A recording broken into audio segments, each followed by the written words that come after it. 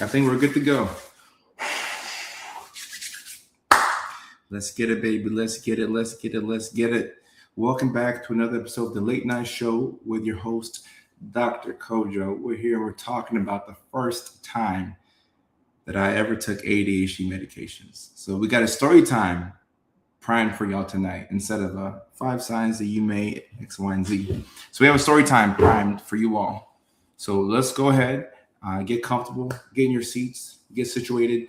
Use the comment section to let me know where you are checking in from and your name if it doesn't already show. We are streaming live on Facebook, LinkedIn, YouTube, both my channels, Twitch, Kick, and TikTok. So we're streaming live to 6 different platforms, including LinkedIn, which is pretty cool. Patrick is checking in from the UK. Patrick, how are you? You're early. Now I'm late. And try to make this work. Now I'm late. Mickey, Vicky. Ghost, I appreciate that. Sorry to keep you waiting, but that put a smile on my face that people are waiting for the notification. Let's get it. I try not to clap too hard because people have messaged me. Multiple folks have messaged me and said, "Hey, when you clap so loud, it disturbs me." So I'm like, all right, I'm not gonna clap. I'll find other ways to stem. I like to clap as a stem, but I'll find other ways to stem. All right. We have Laguna Niguel, California in the house. Okay. Andrea from the Oak. Maine in the house. Maine. Okay. On TikTok, we have Curtis checking in from Ghana, my homeland. Okay. Let me see. Oahu, Hawaii. Is that how you say it? Oahu, Hawaii. We have somebody checking in from Poland who did not sleep at all. It says Poland is crazy right now. What's going on in Poland for you to not get any sleep? My day was good today. I didn't get the best sleep last night. So I was preparing for today to be a long day, but today went by fast. Today was a really good day. All things considered, today was a really good day. When you get to a certain age, if you don't get sleep, it destroys your day. And sometimes it destroys the next day after that. So I'm fortunate. In this live stream, probably cap it off at like 45 minutes because I have a meeting that I got to get to. And then I have to get to bed early tonight to catch up on sleep. We can't catch up on sleep, but catch up on sleep. Leilani, our moderator, is checking in from New York City. San Juan Capistrano. Okay. Augusta, Georgia in the house. All right. Give an intense golf clap. Is that a golf clap? That's funny. Somebody says, how many times you train in the whole week?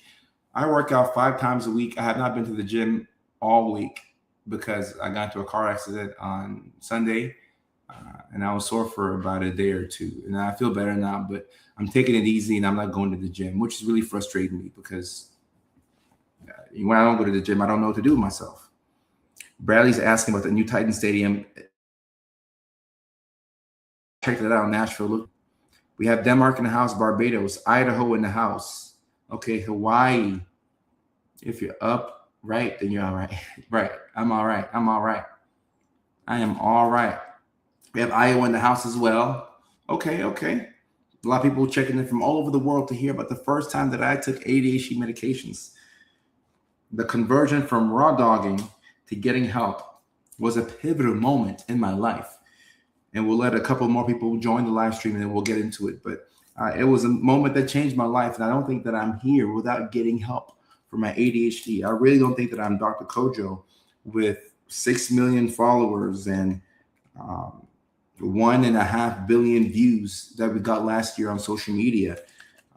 And this big platform, I'm nowhere close to what I've achieved, what we've achieved without me getting help.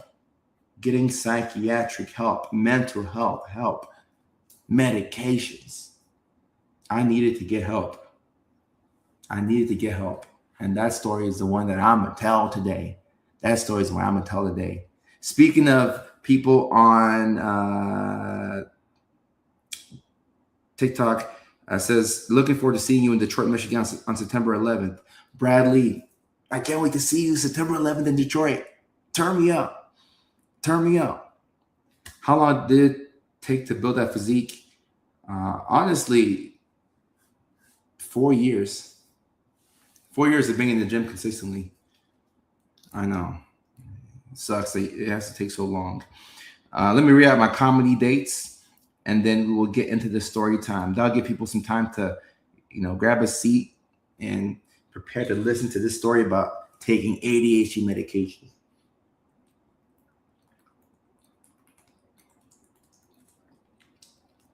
I'm drinking without somebody dropping the magic word in the chat. Can somebody drop the magic word in the chat so that way I can drink? I took an unauthorized sip. So I do apologize, chat. I took an unauthorized sip. Please forgive me. Please forgive me. Please forgive me. Someone says, I wish I could say that consistent. I had a good gym buddy. Who would literally come to my house and grab me out of the house, say, Coach, let's go to the gym. I'm like, but I got this girl coming over. Come to the gym. Big cheers, y'all. Hydration break. I don't know if y'all have been hydrating throughout the day, but a lot of us forget to drink water, and water will solve the majority of our problems. This is a Nello drink. They have like L-theanine and different things like that in there, and I'll make some TikTok shop videos about it. I use it every single day, but I'll get to that later. Big cheers, y'all.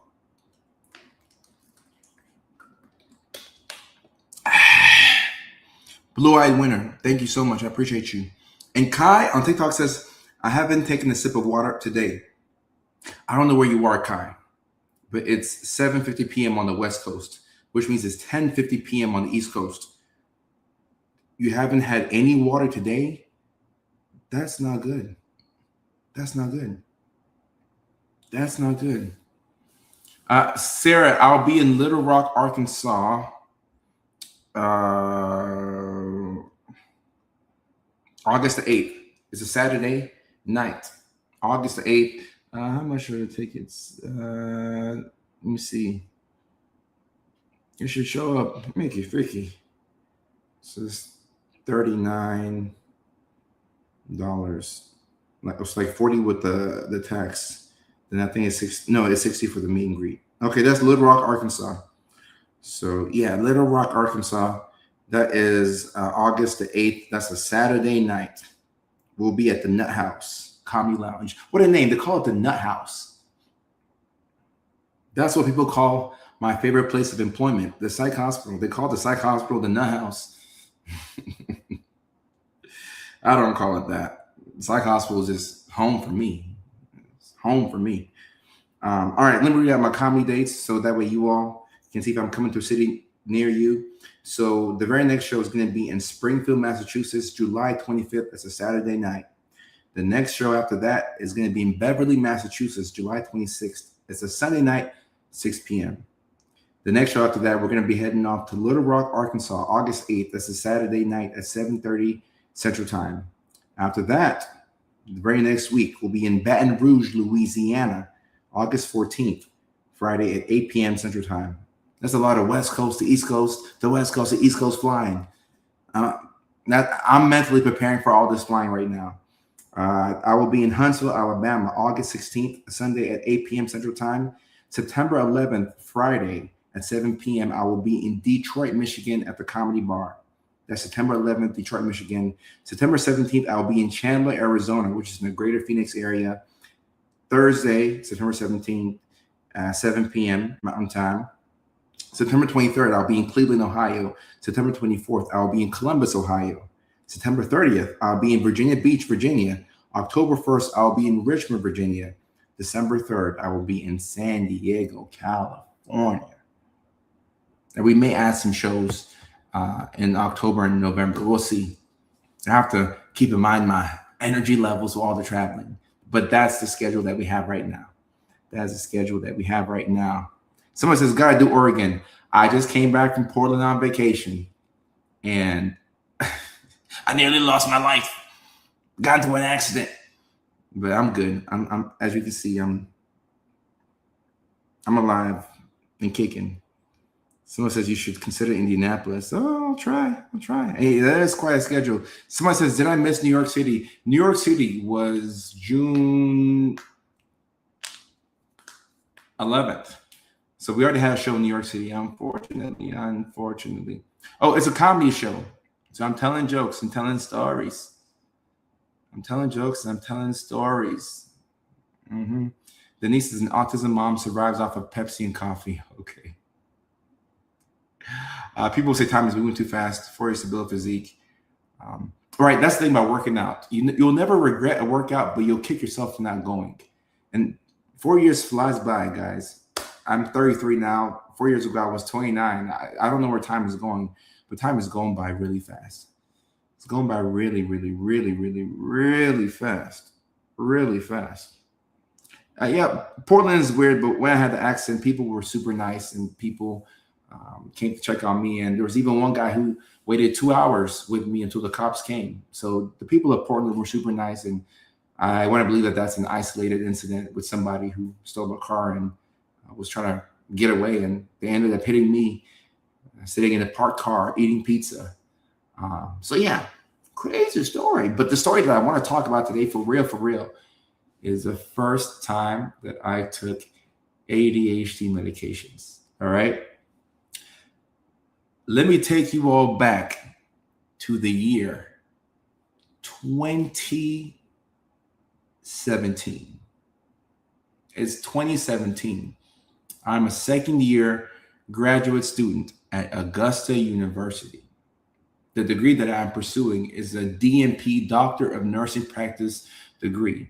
And if I get this degree, it will allow me to practice as a psychiatric mental health nurse practitioner. And it will also give me opportunities to teach at the highest level because I will be getting a doctorate. So I am 2 years away from becoming Dr. Sarfo, but I'm having a couple of issues in my life. At the time, I'm in a relationship. At this time. The relationship is up and down, as most relationships are. But one of the biggest arguments that I would have in this relationship is the fact that I was not making time for my woman, which is not, something that's specific to me. A lot of guys will hear from the woman and the woman will say, hey, you're not spending enough time with me. Like, we need a bond. I need to spend time with you. I'm like, we spend time at night together. We do cool things at night together. She's like, no, we need to spend time. I'm like, all right, I'll spend time with you on the weekends. And I would tell her that I would spend time with her on the weekends, but the weekends would come and then I would not spend time with her because I ran out of time to do my stuff that I needed to do Monday through Friday. So I would have to catch up on the weekends. Mind you, I'm also still working at the psych hospital as a registered nurse. And this is how my work schedule goes. I work from 11 p.m. to 7 a.m. at the psychiatric hospital. After my shift is done, I clock out. I go to the nearest gas station. I throw some water on my face. I put lotion on my face. I change out of my scrubs. I put on a suit. I drive back to that same psychiatric hospital, and then I shadow a psychiatrist for 8 hours. Like I said, I had been up for 8 hours already. Now I have to go to the gas station, freshen up, drive back to the psychiatric hospital, go to a different unit, and now I have to shadow the psychiatrist. This year is 2017, Leilani. I have to shadow the psychiatrist. So I'm at the psych hospital learning about psychiatric drugs. I'm learning about Zoloft and Lexapro and Wellbutrin and Zyprexa and Abilify and Risperdal. I'm learning about mental health conditions. I'm learning the difference between bipolar 1 and bipolar 2, which it took me 3 months to figure out the difference between bipolar 1 and bipolar 2. For some reason, I could not understand. So I'm rotating with the psychiatrist and I'm learning how psychiatry works. I was doing a good job rotating with the psychiatrist. And every now and then, if you've ever gone to medical school or nurse practitioner school, you'll know that the psychiatrist will ask you random questions in front of other people to challenge you, to see how much knowledge you have. They call it pimping. All right. Not the type of pimping that you're thinking about, but they call it pimping. So the psychiatrist would ask me random questions and I'd be tired, but he would say, Kojo, we have a patient who came in first break psychosis. Their drug screen was positive for cannabis. What should we do? What's the very first thing that we should do? And then I would say, okay, well, we can give him Haldol or we can give him Zyprexa, but we should ask about, substance use history. We should ask about family history. And I would answer the questions correctly. And the psychiatrist would say, Coach, you're doing a great job. You're doing a great job. Keep it up. You're going to be really good at psychiatry one day. So I'm making progress in my program. I'm still working as an RN throughout the nights because I have to financially help not just myself, but also my family. My grandma, she's getting older, and I got a girlfriend. Girlfriends are expensive. All right. So women just cost money. Women don't realize how much money they cost, but it costs money to go to the Cheesecake Factory or to go to Cheddar's. I was in Augusta, Georgia, so I would go to Cheddar's a lot. So I'm at a point in my life where everything is hitting me all at once. And most people who receive help for ADHD, they don't just wake up one day and say, oh, I'm going to go to the doctor and I'm about to go get tested for ADHD. No, you Google ADHD assessment near me only when you've hit a breaking point. You have to hit a breaking point where you can no longer go any further. You know that you need some help. So I'm in my relationship. We're on the verge of a breakup because I'm not keeping my promises. Then I go home, and my mom will be angry at me because I would not go to church on the weekends because I was tired. I'm pulling 16-hour shifts, essentially, Monday through Friday. So I didn't have time to really go to church. I would sleep on the weekends. So my mom is in my ear about, Coach, you got to go to church. You got to go to church. Then my grandma's like, Coach, I need some money. My dad's like, hey, Coach, I need this and that. I'm helping out my parents on one end.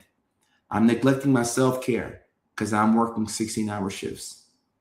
I'm taking psychopharmacology, which is a very difficult class because unless you're familiar with psych drugs in general, it's just a lot to deal with. So I'm taking a challenging course. Then on top of that, I am in a relationship with a girl that I actually really like, but I can't make time for her. I forgot one more thing. I also had a part-time job. So I had 2 jobs and I was in school. This is a lot. I had a part-time job as an adjunct faculty professor. So a couple of times throughout the semester, I would take a group of 8 nursing students and I would bring them to the psychiatric hospital and I would teach them about what we do at the psych hospital. So that was a super fun gig. It made me comfortable with talking to large crowds of people because I started with 8 students. 8 students at a time. We would go across the whole psych hospital. We would learn about what would bring somebody to a psych hospital, how you get discharged. We have to have these keys on us. These keys allow us to get in the hospital. It allows us to get out of the hospital, the whole shebang. So I got 2 jobs. And I'm rotating with the psychiatrist throughout the day. I'm in a relationship that's about to fall apart. And we did break up later on, but for different reasons, all right? But this time, I was trying my best to keep it together. I'm having all this pressure at home. My mom's in my ear about not going to church. And I'm like, all right, you know what? I got to move out. I have to move out. And I did move out. And it cost me, I took out a personal loan to move out. That's how desperate I was to move out. I took out a personal loan with a super high interest rate to move out because I needed my peace of mind. I was going to lose my mind. Guys, I was going to lose my actual mind. I was at my wits' end. I was at the end of the road. But before I got my own place, I studied one day with a friend of mine. Who was in medical school. So he was always studying. He was always at the library. And he was like, Kojo, I have watched you for the past 1.5 years that we've been friends. And you do a lot of the same things that I do. Have you ever thought about being checked out for ADHD? I'm like, oh, I know I have ADHD, but like it's just something that I have, but I never thought about getting, medications for it. I just, I've had ADHD my whole life, but I'll be fine. He's like, Kojo, you have ADHD like me, but I get extra time on my tests. I get these medications that I take that allow me to focus. And I'm like, do say more. And then he told me about how he went to the doctor, he got assessed for ADHD, he got the diagnosis, he started to take Ritalin. And after he started to take Ritalin, and after he got more time in his test, his grades went like this. And right now, he's an emergency medicine physician. So his meds helped him get through school as well. But he was at one point a struggling student like me. And I said, all right, that's it. That's it. If I don't do something, I'm going to fail out of school. And at that time, my lowest grade was a 60 something. I think that was in psychopharmacology. A 60 something. A 60 something. If you fail one class, you're out of the program. You fail one class, you're out of the program, and we're almost at the halfway point of the semester. In fact, if I fail one or two more tests, I'm done, and they're kicking me out. So I'm like, all right, you know what? I could fail out of this program. I may never become Dr. Kojo, but I'm not going to go down without a fight. I'm going to go down swinging. So I decided to finally get some help for ADHD. I made an appointment at Center for Primary Care in Grovetown, Georgia. I'll never forget it. I took the first available appointment that I could get with my primary care doctor. And this is what I tell folks who are stuck and they want to know where to start when it comes to ADHD. I say, look, it could take you 3 to 4 months to get in with a psychiatrist. What about your primary care doctor, the person you see every year for your checkups? Some primary care doctors are actually comfortable with diagnosing you and prescribing meds for ADHD. Fortunately, mine was. So I took the first available appointment with my doctor, Dr. Peterson, Dr. Scott Peterson. I still remember his name and I still remember his face. A fellow with orange hair, glasses, jolly old fellow, always smiling. He went to school at West Virginia. He had this painting in his office, and they had the West Virginia Mountaineers football team there. And we would talk about West Virginia from time to time. I go in, I say, hey, doc, I know I have ADHD, but I need you to assess me. Do the full thing because I am struggling right now. I'm about to get kicked out of my doctoral program. My girlfriend's about to break up with me, or I'm about to break up with her, or one of us is gonna hurt each other. Not like, in a bad way, but like we're gonna go at each other's necks. I have all this pressure at home. I have no peace of mind. I'm behind on schoolwork. I'm behind on bills. And when I go to the library to study, it takes me 3 hours to even start the studying. And with ADHD, whether you have it or whether you know somebody who has it, one of the things that we struggle with the most is avoidance. We love to avoid. We love to have to-do lists that can be 3-4 pages long, color-coded, neat, organized. When it comes to creating a plan, the plans that we create, I don't think anybody does it better than us. The issue is the follow-through is very difficult. The follow-through, that's the part where we struggle. But guess what? If you don't follow through and take action on the things that you want to do, you're going to be anxious. And the only way to defeat anxiety is with action. So I'm telling the doctor all this. I'm pouring my heart out. I'm like, doctor, I need some help. If you can't diagnose me, if you can't prescribe me anything, like whatever you do, doctor, like help me out.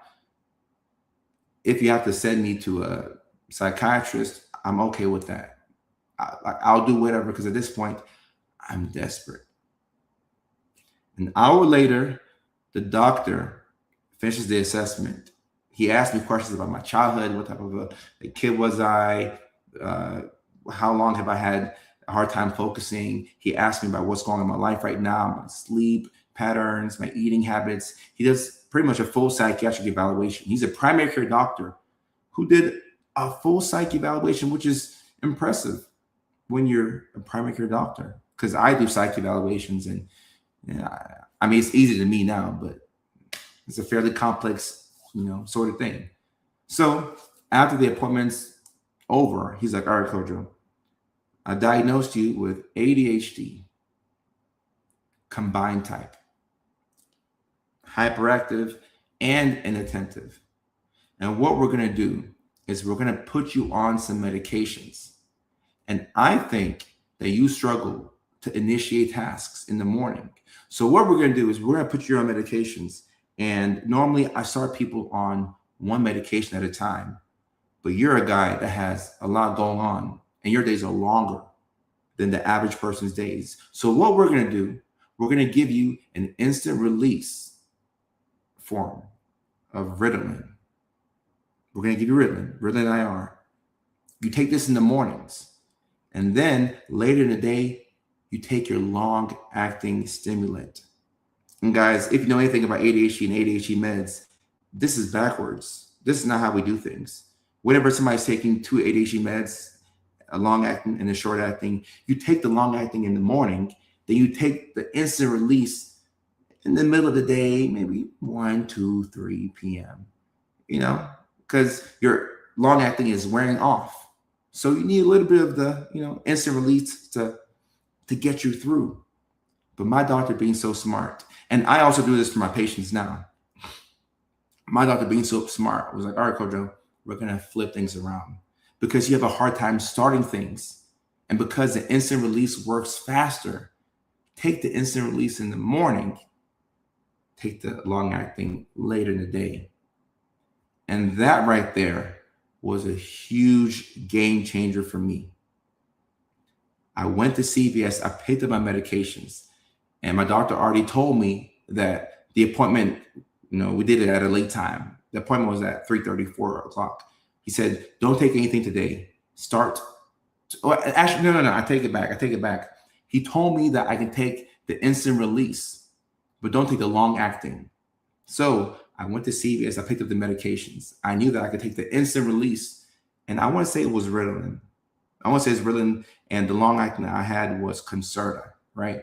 And Concerta is this long acting methylphenidate, which is Ritalin. All right. So I go to CVS, pick up my medications. I take the instant release version of the Ritalin. I drive to my girlfriend's apartment.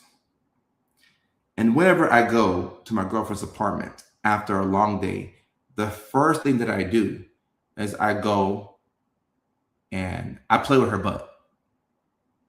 I like to play patty cake with her butt. Patty cake, make me a cake as fast as you can, and then take off your pants.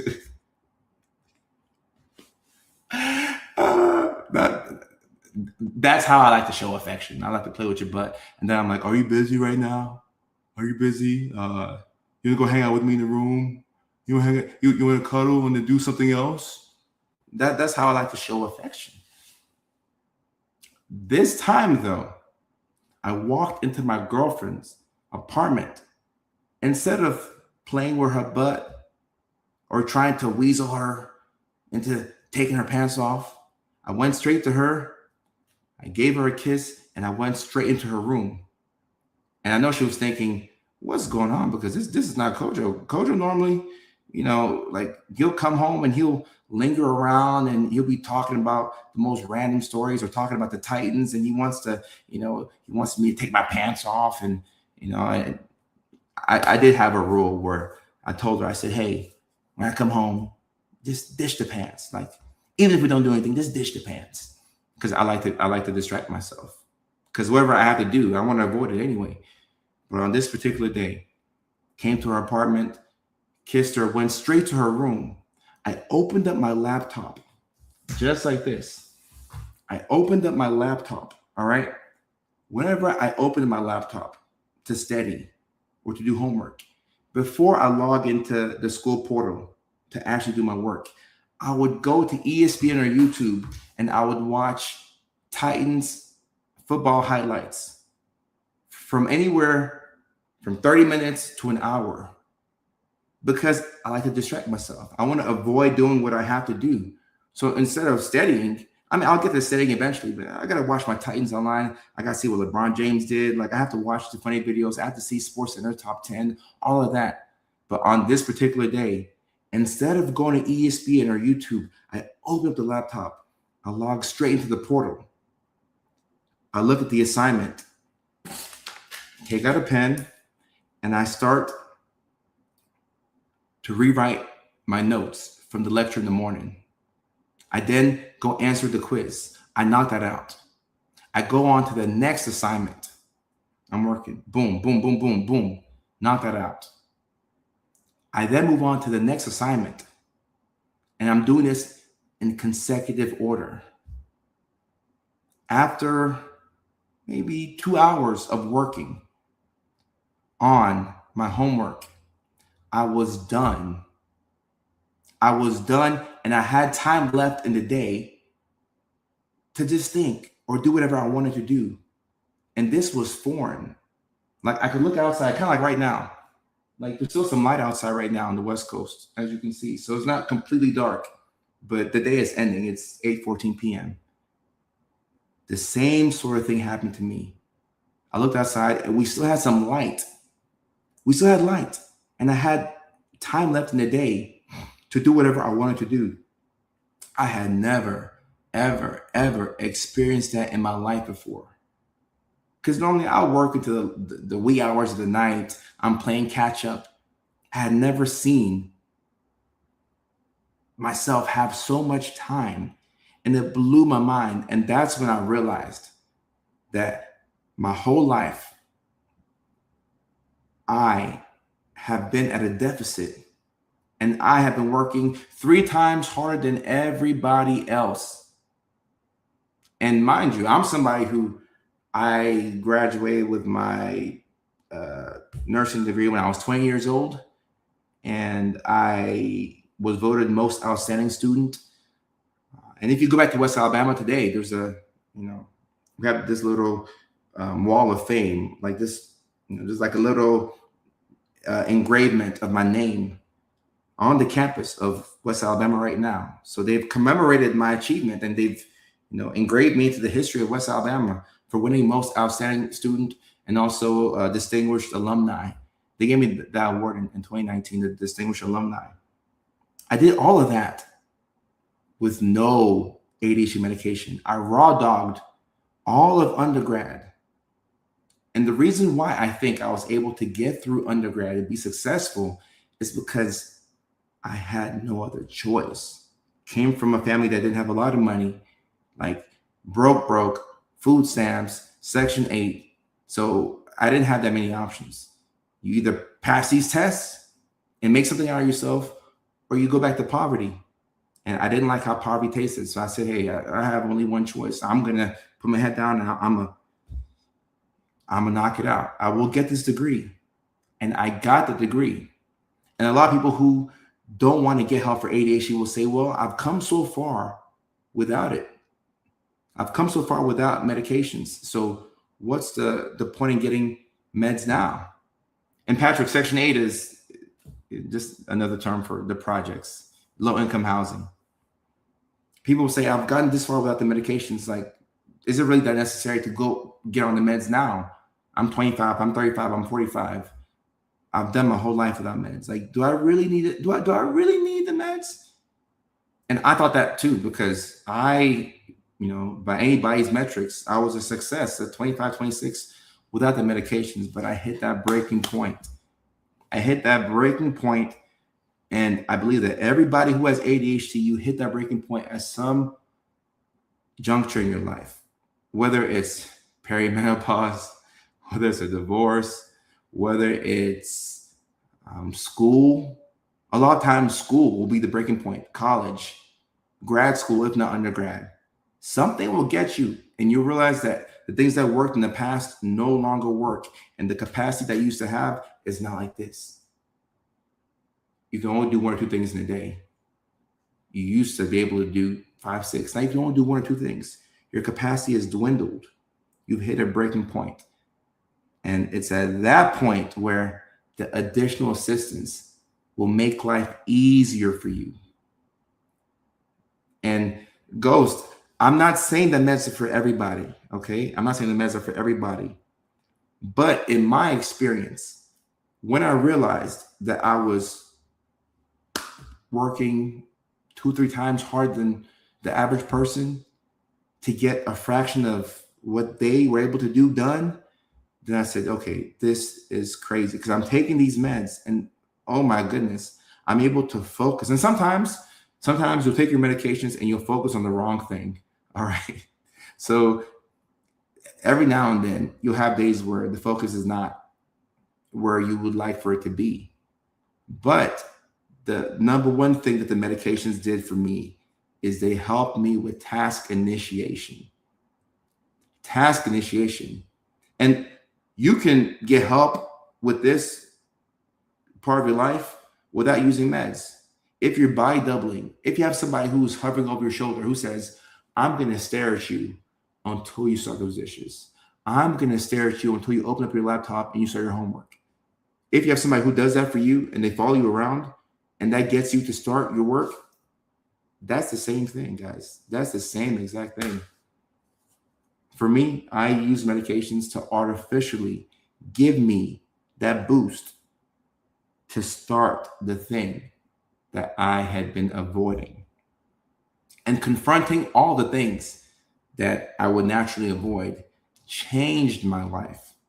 Not only did I turn things around that semester, I was able to graduate with a B. I think I got a B in that class. Went from failing to a B.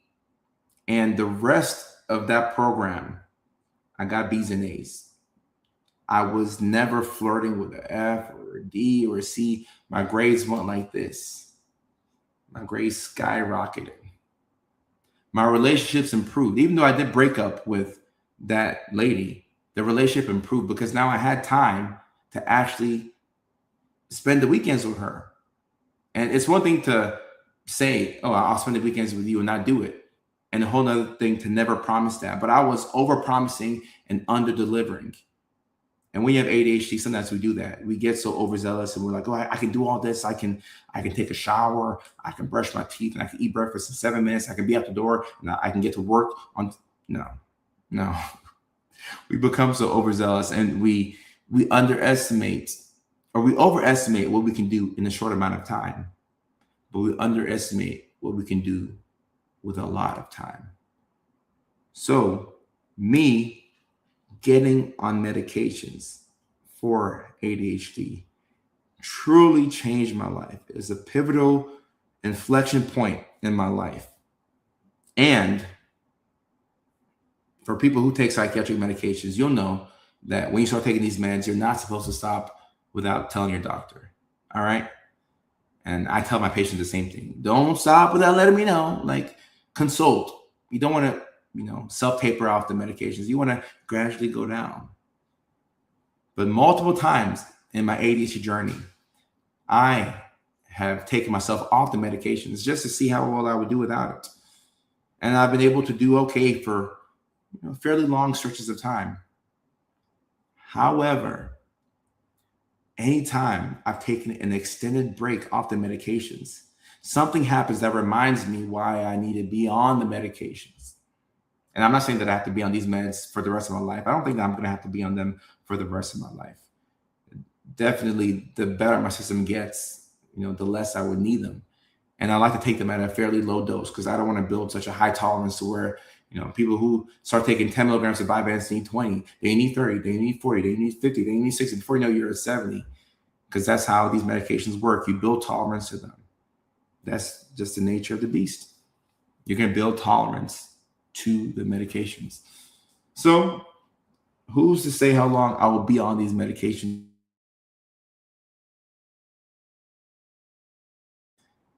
Point in my life where I really needed the help. The medications really helped me out. And that made all the difference. It's made all the difference. And I look back to 2017 and I thank that version of me for being brave enough to go see a provider and tell them the truth and be upfront for once. Because I'm the type of person to go to the doctor and lie. But what's the point in going to your doctor and lying or lying to your therapist? Like, you're just playing yourself, like, you ain't got to lie to kick it. I say that, but I have to realize that, Coach, you don't have to lie to kick it. You don't have to lie to kick it, okay? Be upfront, be honest. And that helped me get the help that I needed. And for people who are considering whether to get help or not, the answer is always yes. It doesn't have to be in the form of medications, though. It doesn't have to be in the form of medications. But help, however you can get it, it can make a huge difference. A huge, huge, huge, huge difference.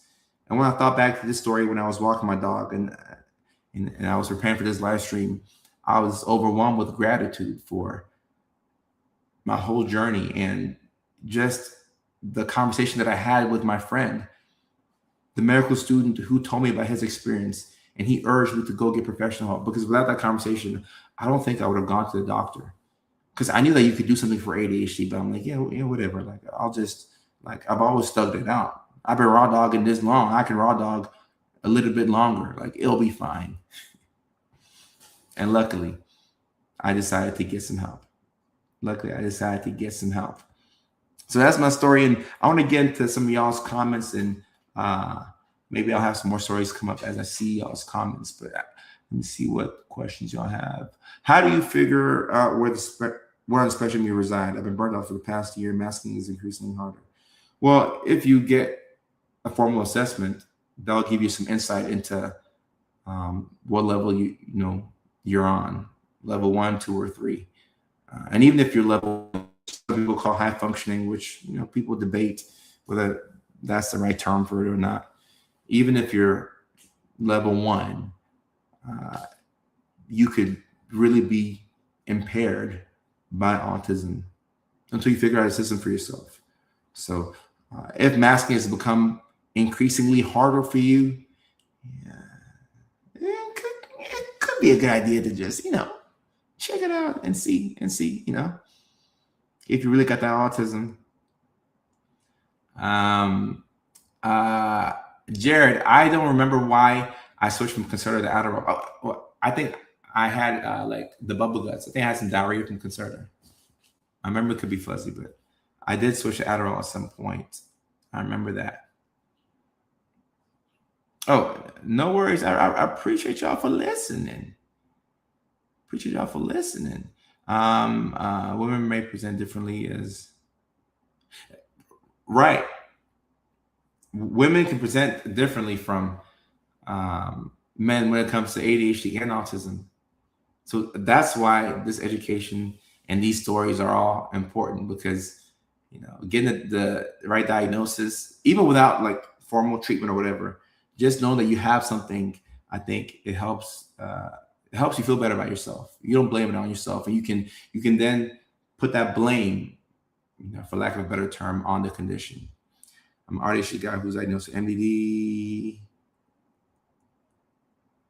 Well, Calvin, what I'll say about this is my primary care doctor never prescribed me an antidepressant, and I definitely think that I was depressed at that time. My depression was coming from the lack of progress that I wanted to make on my assignments. I was depressed because I couldn't get things done. But ADHD medications, and look, guys, I just want to be clear here. And some patients have thought that I get paid more to push medications on people. I don't get paid more to push meds on people. Like I don't. So this is just me talking as like your friend Kojo. I'm not even talking as Dr. Kojo. I'm wearing a USA tank top. I'm not even in Dr. Kojo mode. But one good thing about ADHD meds is that, in my opinion, they double as antidepressants. Like, my ADHD meds have helped to pick up my mood, and it's gotten me out of bed. And it works same day. Whereas antidepressants, you have to wait a couple of weeks to really see, that Lexapro effect, or Zoloft, or whichever antidepressant you're on. Let me see what they're talking about on TikTok. On TikTok, Mello says, masking is eating me alive, but I don't know how to explain this to my doc. Well, you have to give your current doc, a chance to know who you actually are, and let him know how hard life has gotten for you. Because everybody who's neurodivergent, at some point, you're going to reach a limit where you just can't mask anymore. into my assistant. Please on live stream. Look at me having a meeting right now. We'll push the meeting back just a little bit. I said 45 minutes. Give me like 15 more minutes in the live stream. So yeah, let me see what they're talking about on TikTok too. I was nonverbal until 4th grade. Should I get assessed? Yes. Well, only if you would like to get some answers. But if you're nonverbal until 4th grade, I think it could be helpful to figure out what caused you being nonverbal. It doesn't have to be autism, but something led to you being nonverbal until 4th grade. So, do you still take patients? Well, I still have my private practice, and we see patients in select states. I have like 12 or 13 state licenses, and I renew them every year. And I don't use most of them, but I renew them every year. And we may have some availability later on in the year. I don't want to overload myself with the comedy tour, being on the road, and then being too overloaded. But we will look to have some availability later on in the year for people who live in like select states, the Washingtons and New Yorks and Georgia, Virginia, Texas, Arizona. There's a couple of states. What do you think about carrying deep shame as early as age 5? A lot of people who struggle with shame, it started when they were that young. You'd be amazed how much shame a kid can hold on to at age 4, at age 5. Kids are smart. Kids are really smart. And nobody likes to feel shame. In California, I still have a license for California. Yeah, I still have a license for California, but we'll have to see if we're taking on any extra people in California. But that is my home state. What's the best way to calm down my wife with ADHD? Well, figure out her language. You got to figure out her language, like what calms her down. Some people, noise can help to calm it down. Some people, they want quiet. So I would say think about what would make her feel more regulated. Or you can just ask your wife, like, hey, how can I best support you? Because sometimes, like as fellas, we won't know how to help out, our ladies. And when we ask them, it's like, oh shoot, like this whole time I was thinking in my head, I could have just asked you. This is funny. The Tay-Days get a hair transplant. This is funny right here. This is really funny. That story resonates with some women. My cousin was diagnosed with bipolar, started taking meds, sent her to a dark place, found a doctor who disagreed, and then found out it was autism. Right. And guys, look, there's nothing wrong with a second opinion. Nothing wrong with a second opinion, because a lot of these conditions look like each other. Autism could look like bipolar, which could look like ADHD, which could look like anxiety, which could look like depression. So having a strong feeling that you've been misdiagnosed warrants a second assessment, a second opinion. Really good questions and feedback in here. Bernadette says thoughts on the Wellbutrin and stimulant route. I've had patients on that combo before and they've done okay, but I can't give thoughts on actual medications. I will get in trouble. And my legal team will send me a message. Hey, Kojo, stop doing that. But the people who've been on my live streams for long, the OGs know that, I don't give medical advice. But sometimes people who are new can maybe think that I am. And I'm not qualified to give anybody who I don't, have, care for. Anybody I haven't assumed to care for, I'm not qualified to give them any type of medical advice.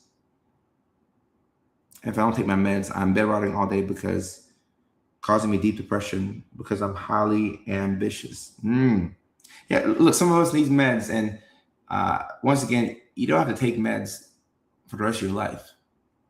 What I tell patients is you may have to take medications for an extended period of time, but it's not for the rest of your life, right? Because depending on how life is looking like for you, you may need more support. And sometimes you get into a really good groove and a routine and system to where you don't need medications. So I don't think that has to be like a lifelong thing. Autism and bipolar can look similar. Yeah, there's a lot of overlap with these conditions. Because both autism and bipolar, you can have a disturbed mood, right? If your mood is disturbed in bipolar, it's probably for mania or depression. If your mood is disturbed in autism, it could be because you're overstimulated, understimulated. It could be because somebody is throwing off your schedule. So an autistic person who is standing next to a bipolar person, at the outpatient clinic can exhibit the same exact symptoms, but it could be originating from something different. So it's important to, like, let your providers, like, let them do the work. Let us do the work now. Do all the autism. Sometimes max volume, metal music, sometimes complete silence because the facts. And that's the thing about autism. Also, when you have ADHD, like, if the music is loud, but it's your music, then we're chilling.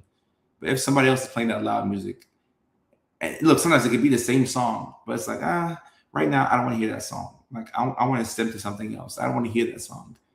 But maybe later on, you could be in the mood to hear that song. And then you're like, okay, all right. Play it as loud as you can. As loud as you can. And TikTok, I promise you, I do my best to get to the comments. I'm not ignoring y'all. Let me get to some more TikTokers saying. Gotta turn that down immediately. Can anxiety be mistaken for ADHD? Oh, all the time. In fact, most adults who go to the doctor, the clinics, who have ADHD are actually misdiagnosed with depression and anxiety. Because I think the average doctor, psychiatrist, primary care doctor, PA, nurse practitioner, the average provider is not thinking about ADHD or autism. So if you come in with symptoms that are, because of ADHD, and it looks like it's anxiety, they'll probably just give you some Zoloft and say, hey, come back in a month. Not to say that isn't a bad medication, but good, accurate diagnosis precedes good treatment, right? So the first step to getting good treatment is getting an accurate diagnosis. Meaning that if the provider screws up that first appointment, you're kind of screwed. Maybe not for long, but kind of screwed. And no, they can always go back and say, I made a mistake. I now believe that you have this instead of that. And I've done that many times where I've reversed course. I'm like, you know what? I don't think that was the right call. And that's what they call it, practice, guys. They call it medical practice because you're practicing. Like, we could be wrong. Where's your specialty? Psychiatry. I was going to say neurodivergent psychiatry, but like, I still like researching schizophrenia just as much as autism, honestly. How about social anxiety versus avoidant personality versus autism? Good question right there on TikTok. And sometimes you can have somebody who can have all three. So you have to take it case by case and symptom by symptom and disease by disease, because you can have all three. And sometimes you can have somebody who has social anxiety who looks like they're autistic. And they're Zoe. Come here, Zoe. You have water right there.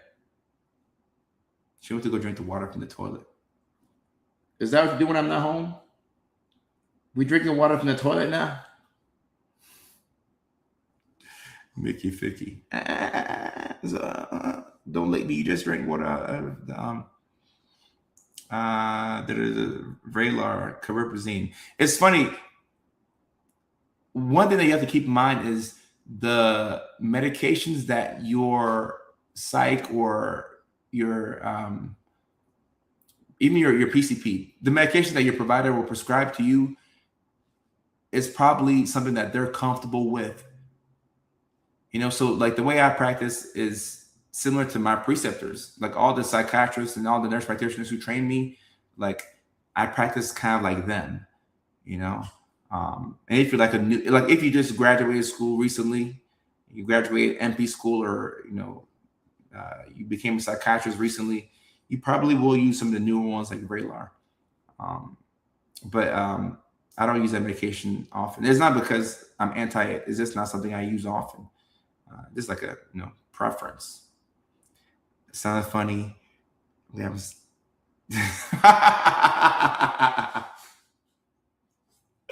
this is funny right here. This is funny. Are you practicing with me, or do you actually know for real? This is hilarious. This is hilarious. That's funny. Oh, big cheers. Thank you. I could drink some more. Thank you. Big cheers, y'all.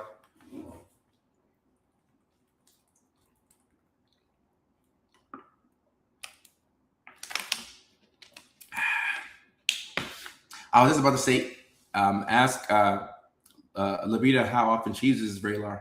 Like everybody has their favorites. Brittany says that happened with me, and after I started getting medicated, my anxiety and depression were gone. Thank God I have the best provider. Guys, a lot of this is dependent on the provider you have.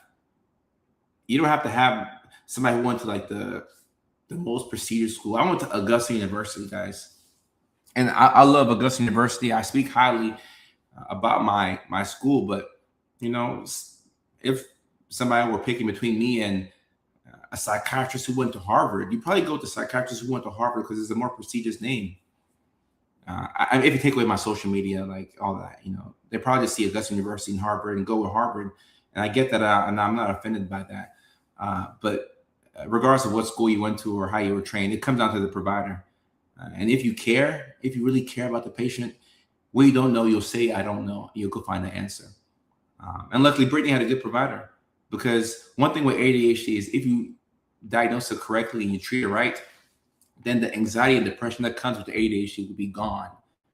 If you treat ADHD like it's anxiety and depression, and you give medications to treat the anxiety and depression, then it may not work as much as you would like for it to work, because you're not fixing the root cause.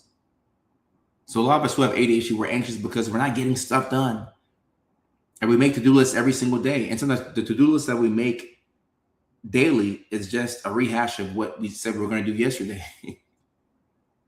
And as I say this, it's painful for me because I'm like, damn, I've been doing that all the time. I do that all the time. And Kaylin, look, I still don't know why I'm scared of furries. I just know that I'm afraid of them. Now, if I see a furry out on the street, I'm not going to be like, oh. But, I'll be like, hey. But I respect the furry community. So shout out to the furries. Shout out to the furries. That's funny. I'm in Vermont, and I swear no providers understand the neurological brain. And guys, sometimes it's dependent on where you stay too. Like if you stay in an area where there's better providers, like you would have better outcomes. So if you're in rural areas, is like, and I'm not saying Vermont is like hella rural. Like, they have Montpelier, like they have some cities in Vermont that are like real cities, but it doesn't strike me as like, a state that has a lot of big metropolitan areas, or like a lot to choose from. So sometimes if you're in North Dakota or Vermont, like that can affect who you have to choose from as it relates to a provider. And my PCP is the best. Okay. People on TikTok appreciating their PCPs. Dogs are rare where I live, so it's hard to find another. Yeah, it definitely can be. Oh, I'm not from Arkansas. I'm not from Arkansas like Bill Clinton, but I am doing a comedy show in Arkansas. Yes, Little Rock, Arkansas on Saturday. We have so many dates now. I have to look at the thing. Saturday, August 8th. Be coming to Little Rock, Arkansas. Arkansas. Oh, you unlocked something, Ghost. When I was a kid, I was afraid of clowns. Got it. Got it. Got it. Got it. Got it. Got it. Y'all are psychoanalyzing me right now, and I appreciate it. Thank you. I was terribly afraid of clowns. I'm not afraid of clowns now, but as a kid, I was terribly afraid of clowns. That could be it. Thank you for the diagnosis. Thank you for the diagnosis. Oh, with the 1 hour mark. All right, okay, all right. I'll answer questions and talk about the comedy tour for 5 minutes, and then we'll get off. Time goes by so fast. My goodness. Yeah, my name was LeBron, and as you may have heard, I'm unemployed and I'm looking for my next team. I'm deciding between Golden State and the Warriors and the Miami Heat. Are you LeBron? Oh, Jasmine, I appreciate that.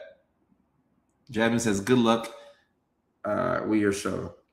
Jasmine on TikTok says, I appreciate that. And sorry from the bottom, I appreciate you as well. Thank you. You'd be so close to me. I'm in Northwest Arkansas. I don't know where Little Rock is compared to Northwest Arkansas, but we're coming. We're coming there. We are coming. I hate being picked up. Oh, Patrick, why would somebody pick you up? I'm not judging. I'm legitimately curious. Like as a grown man, Patrick, why would somebody pick you up? Or did you hate being picked up as a kid? I could be misunderstanding. It was scary. It was scary. It was scary. The best community is here. It is. Jesse RP on 96 on TikTok. Thank you. I appreciate you. And Elise says, LeBron, come to Seattle. I've been trying to get a Seattle show going for a couple of months now. And I erroneously announced the show in Seattle before the ink dried, and we didn't lock it down. But I'd still like to come to Seattle/Tacoma. A very interesting people. I feel like Seattle and Portland are sister cities. Very interesting people. I would love to come to Seattle. And I think at some point, once I can shake past the trauma of the accident, I may return back to Portland, Oregon, because the people were nice. It's just a very, very interesting city. I've never seen anything like Portland, Oregon, aside from, a homeless lady stealing a car and crashing into my car and totaling it. Just an interesting, Portland's an interesting place. Like I was really at a lounge or a club, or I don't know what you call it, but I was at the Den. That's what it's called. I was at this bar lounge club in Portland, Oregon. It's called the Den. I kid you not, guys. I saw security blowing bubbles. They had security on the back. So I'm like, oh, security's here to keep us safe. Security was walking around like this, and they were blowing bubbles. I was like, okay. Portland is different. Okay. Security is blowing bubbles in the middle of the club in Portland, Oregon. Okay. All right then. That's okay. Security blowing bubbles. I went to the restroom. I'm peeing in the restroom. And then I see a woman walking out of the stall. I'm like, she's like, oh, it's okay. The restrooms are for everyone. I'm like, y'all should have told me this, because there's stalls in the restroom. So I'm like, oh, this is male restroom. This is for guys. A woman comes out the stall. I'm like, oh no, have I been peeing in the woman's restroom the whole time? Am I a creep who walked into? I'm like, hey guys, I'm not a creep. Like, I'm already defending myself. I'm like, guys, I didn't mean to walk into a woman's restroom. Like, I'm so sorry. Like, hey, like, look, I'm not like a peeping Tom. She's like, no, like the restrooms are for everybody here. I'm like, oh, okay. Okay. So, I mean, I'll definitely have some jokes about all gender restrooms. Slim Thing on TikTok says all gender restrooms are trippy. No, it tripped me out because I'm like, you have to give me a heads up. Like, I didn't know. Like, I made eye contact with a woman in a restroom.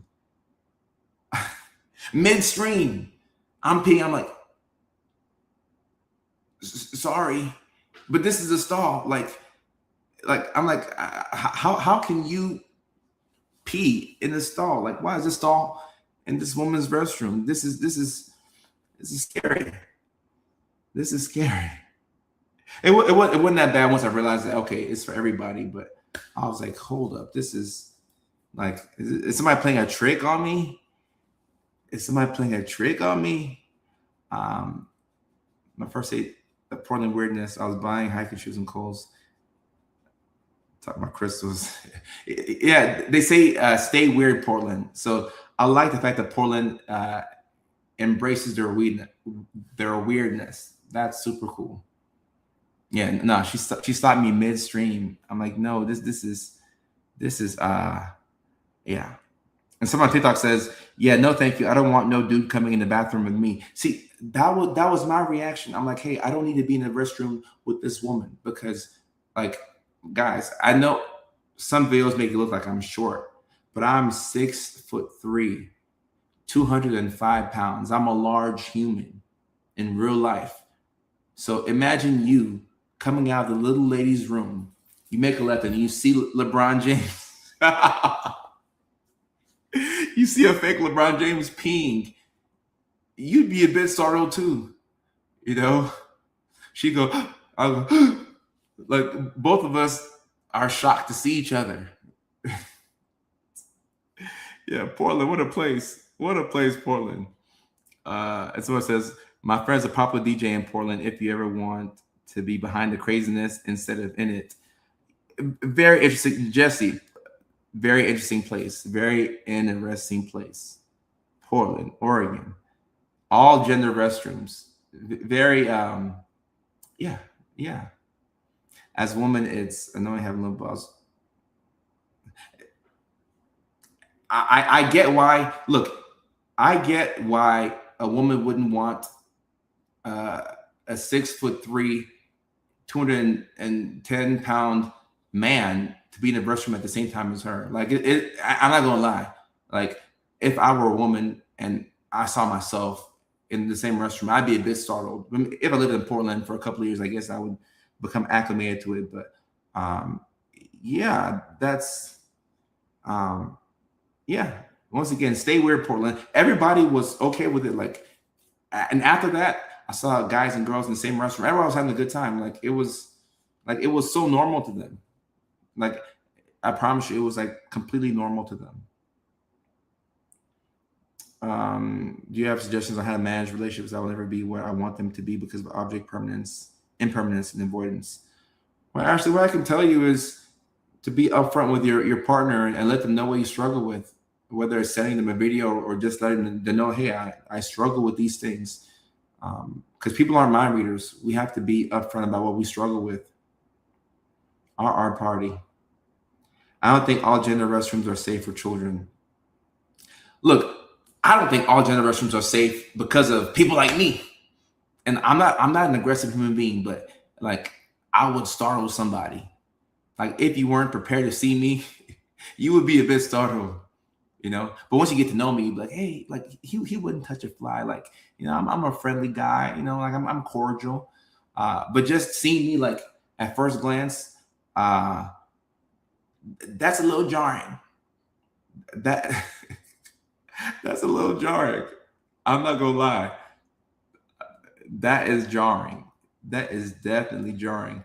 I don't think it's safe for anyone. Yeah, I you know, I'm used to the little boys' room and the little girls' room and the big boys' room and the big girls' room. It's just easier for my brain. I'm like, all right, cool. I'm supposed to be here. I'm safe in here. You know, like I don't like taking dumps in public restrooms, but I can, safely take a dump in, a restroom. If I'm taking a dump in all gender restroom and I hear girls like laughing, I would get scared. Like, oh no, because that's my worst fear. My worst fear is taking a dump in the women's restroom. That's my worst fear, because it's like, all right, if you already started taking a dump, you have to finish it. But then like you hear them talking, so it's like you need them to be quiet or you need them to leave, so that way you can leave, because you don't want them seeing that you were in the restroom. So it's like, okay, shoot, like I accidentally went to the women's restroom, but I'm already taking the number two.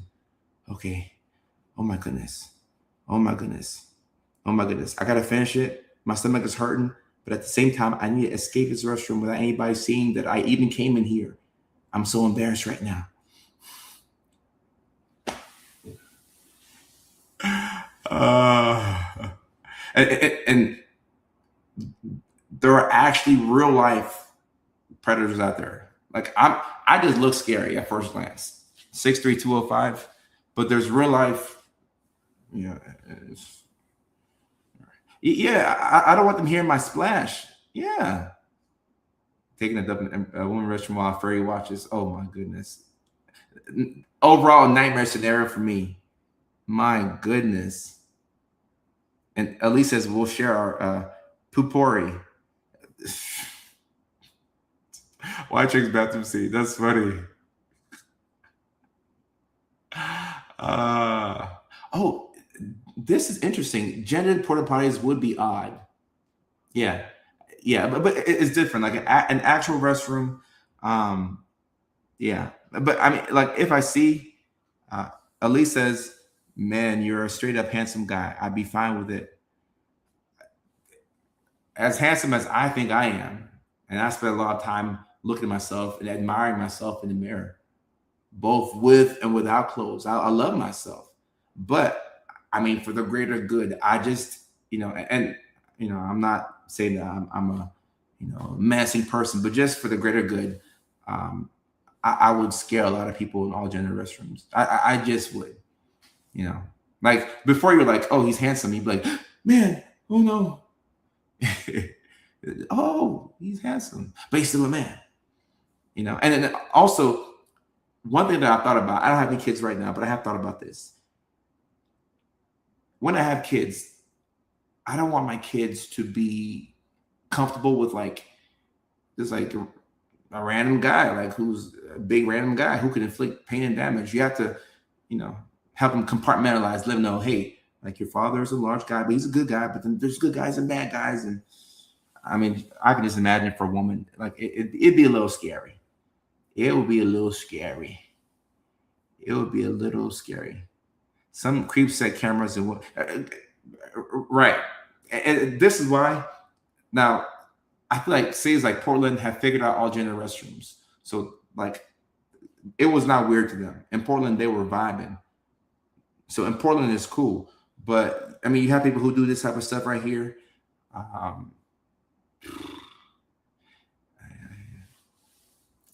Unfortunately, we have guys who, not just guys who, women can be predators too. So like, let's not forget that fact. Women can be predators as well. It's just that guy predators are just a bit bigger. So from a physical, perspective, they can inflict more pain. But yeah, I will definitely write out my thoughts on all gender restrooms. I'm sure I'll get some jokes out of it because that was quite the experience in Portland. I scared that little lady, and she scared me too. I'm like, you're not supposed to be here. Oh my goodness. What makes someone want to see a person? Yeah, no. There's some interesting people out there, for lack of a better term. Interesting people. Yeah, but that all gender restroom Portland.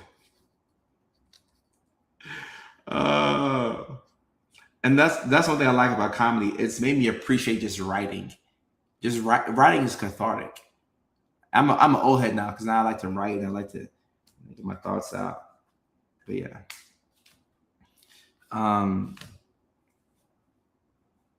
Sorry you had a bad experience in Portland. The restroom wasn't a bad experience. It was just a little jarring. Getting into the accident was, that was the bad part. And Slimothy says it's for inclusivity to help out the LGBT plus community, not to be creepy and weird. And I get it. The all gender restrooms are for inclusivity, and we want to support the LGBTQ plus community. And I'm all for supporting the LGBTQ plus community. However, we cannot forget the fact that there are some bad guys out there and some bad people in general. So, there's a world that we live in and the world that we want to live in. The world that we want to live in, people are nice and everybody's friendly, and you can have spaces where both genders can come in there. But then the world that we actually live in, we got some people out there that are predators that want to inflict pain and damage, and they look for ways to capitalize. So unfortunately, you have to think about those things. You have to think about that, because if you don't, then people will get hurt. But I wish you could just support LGBTQ plus without having to think about the fact that people could be creepy. Leilani says, sorry, not sorry. Look, all right. I know I gotta go, but good debate. Signs don't stop bad people, but it does eliminate it reduces confusion. Because just playing devil's advocate, if you have a male restroom and then a female restroom, right? Only for guys, only for girls, right? And that's what the sign says. If that's what the sign says, and then you see a large man in a women's restroom, and it clearly says women's restroom, then you can be like, hey, you're not supposed to be in here. Or vice versa. Like a woman, it just kind of makes it easier for people who, get confused, kind of like me. And somebody said on TikTok, we had someone that lied in our Target and assaulted a young girl in our restroom at Target. I hate to hear about that. Yeah.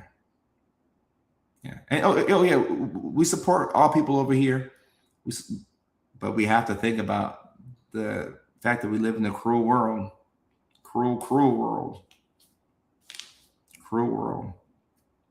All right, guys, I do have to go, but let me read out my comedy dates one more time. Springfield, Massachusetts, July 25th. That's a Saturday. The very next day, we're going to be in Beverly, Massachusetts, which is close to Boston. That's July 26th, a Sunday. The next week, we're going to be in Little Rock, Arkansas, and that's what you see here on the screen if you're watching on YouTube and Facebook. Little Rock, Arkansas, 7:30 p.m., August the 8th, and that's a Saturday. So I'll be coming to what appears to be Northwest Arkansas. Baton Rouge, Louisiana, August 14th. The very next week, we're going to be in Baton Rouge, Louisiana, August 14th. It's a Friday, 8 p.m. Central Time. That same weekend, but on that Sunday, which is the 16th, we will be in Huntsville, Alabama. August 16th, Sunday, 8 p.m. Central Time, Huntsville, Alabama. The very next month, we will be in Detroit, Michigan on September 11th. Friday, September 11th, we will be in Detroit, Michigan. Now, I'll probably do a special segment related to September 11th and talk about my September 11th story and how some of my ex-girlfriends don't have a September 11th story because they weren't born at that time. So that's Friday, September 11th in Detroit, Michigan at the Comedy Bar. The next week after that, we'll be in Chandler, Arizona, September 17th, Thursday, 7 p.m. Mountain Time. That is Chandler, Arizona, which is in the greater Phoenix area. September 17th is a Thursday. The next week after that, we'll be in Cleveland, Ohio, September 23rd. That's a Wednesday at 7 p.m. Eastern Time. The next day, we'll be in Columbus, Ohio. So Cleveland and Columbus back to back. So if you're in Cleveland, you don't have to drive to Columbus. If you're in Columbus, you don't have to drive to Cleveland because I'm coming in both cities. September 23rd, Cleveland, 24th, Columbus, Ohio. The next week after that, Virginia Beach, Virginia. September 30th, Virginia Beach, Virginia. And I wasn't going to break out into a sad story. I was going to break out into a story, Leilani, not a sad one. Virginia Beach, Virginia, September 30th. That's a Wednesday at 7 p.m. Eastern Time. The next day is October 1st. Different month, but it's the very next day, October 1st. We're going to be in Richmond, Virginia, October 1st, Thursday at 7 p.m. Eastern Time. And I haven't been back to Virginia since I left. And that was my first job out of school, forensic psychiatry in Williamsburg, Virginia. So this would be a great return to Virginia. So much has happened since I left. And those two Virginia shows will be very special for me. Very, very special. September 30th and October 1st. The 30th in Virginia Beach, Virginia, which is close to Norfolk, if I remember correctly. And then October 1st, Richmond, Virginia. That's a Thursday. And then the last show of the year, December 3rd, Thursday, San Diego, California. San Diego, California, December 3rd. It's a Thursday. All right. So, Lovita. It is a grind. It is a grind. And I have an ADHD brain that I have to do hard things. Like I have to do hard things. And with comedy, last thing before I'll go, with comedy, it is a grind. You do travel like this. But it's a little hard doing all this traveling when I'm already established as a public figure. It's like, I'm grinding. Like, why am I grinding? Like, why am I doing this to myself? Like, why am I going all across the country? But it's a grind, and you gotta love it. You gotta love it, and it's an opportunity for me to connect with my audience in real time. So that's so special. Outside of the box for sure. It is special to me. So I am looking forward to the shows, and like the advice that I give you all, we may have to prepare for these events in advance. So that I've cut down a lot of traveling. I went to Portland last weekend, but I've cut down a lot of traveling in anticipation for all the trips that I'm going to have to take. So right now I'm building up my energy to go on the road. I am building up my energy to go on the road. And someone says, what about your practice? I still see patients, and also my private practice too. But I don't want to do too much at one time. So we'll see when we get the wait list for, more patients later on. So we'll see. We have a good team, so we can manage it. All right, guys. So that is it for the live stream. I'm 5 minutes late, 15 minutes late to this meeting. So I got to head on to this meeting right now with my team. All right. Next live stream will be Tuesday at 9 p.m. Eastern time, 6 p.m. on the West Coast. And I see somebody, Shauna on TikTok says, do you ever come out earlier? I always catch you right after work when I need to go to bed. Yes, I need to come at the time that I say I'm going to come on, because I came an hour late today. So normally it's about an hour earlier than when we started tonight. So I will work on it. All right, y'all. That's it for the live stream. I'll see you all next week, Tuesday, 9 o'clock New York time, 8 p.m. Nashville time, 7 p.m. Phoenix time, 6 p.m. Seattle time, 5 p.m. Alaska time, 4 p.m. Hawaii time, 2 a.m. United Kingdom time. It's a mouthful saying all that. But I love y'all. I appreciate y'all. And until the next live stream, do your best to get some rest, and I will do the same. Peace.